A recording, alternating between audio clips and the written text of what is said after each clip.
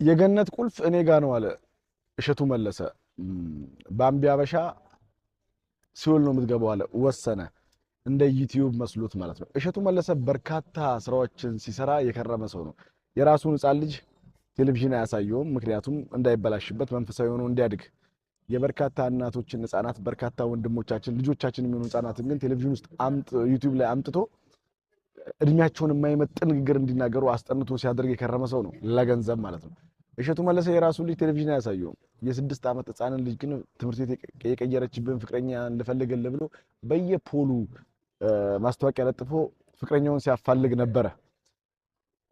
ኖርማሊ እኔ ማን ኮሜዲያን እንዳለውም አላውቅም። እኔ የሚያሳቅቅ ሰው ነው፣ አስቆኝ ስለማያውቅ ማለት ነው። እሸቱ መለሰ በርካታ የሀገር መሪዎች ሕፃናትን አስጠንቶ የፖለቲካ ፍላጎቱን መሪዎችን በማሰደብ በሕፃናት ላይ ሲወጣ የከረመ ሰው ነው።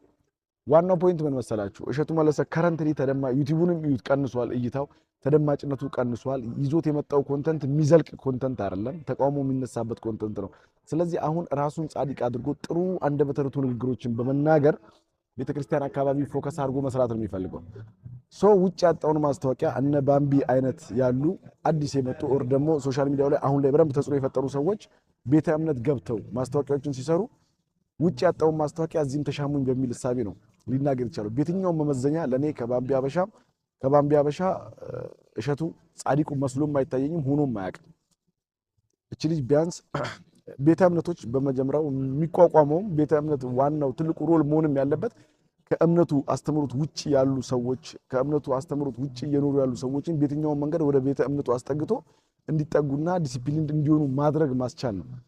ጻድቅ ነን የሚሉ ሰዎች ምንም አያደርግላቸውም። ቤተ እምነት ቤታቸው ሆኖ መጸለይ ይችላሉ። ከጻድቅነት ስራ ውጪ ያሉ ሰዎች ናቸው ወደ ቤተ እምነት የሚመጡት። ፖይንቱ ግን እሱ አይደለም። የሪል ስቴት ማስታወቂያ፣ የሆቴል ማስታወቂያ፣ የቡቲክ ማስታወቂያ፣ የምናምን ማስታወቂያ እሸቱ መለሰ ጋር ቀርቷል። የቀረው የቤተ ክርስቲያን ማስታወቂያ ነው። እሱ ላይም መደመጥ የቻሉ ብዙ እይታ ያላቸው ተጽዕኖ ፈጣሪ እንደ ባምቢ ያሉ ቲክቶከሮች ሲመጡ መኮርኮም ስለሚያስፈልግ ለራሱ የሚነግድ ሰው ነው። ኦርቶዶክስ መሆን አይጠበቅብም።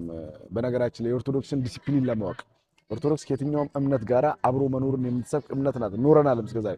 እሸቱ መለሰ በተቋሙ ላይ አንደኛው የቅጥር መስፈርቱ እምነት ነው። በየትኛውም አይነት ፐርፎርማንስ አቅም ቢኖርህ ከእሸቱ እምነት ውጪ ከቆምክ እሱ ጋር ተቀጥረህ አትሰራም፣ ፐርፎርም ማድረግ ብትችልም ማለት ነው።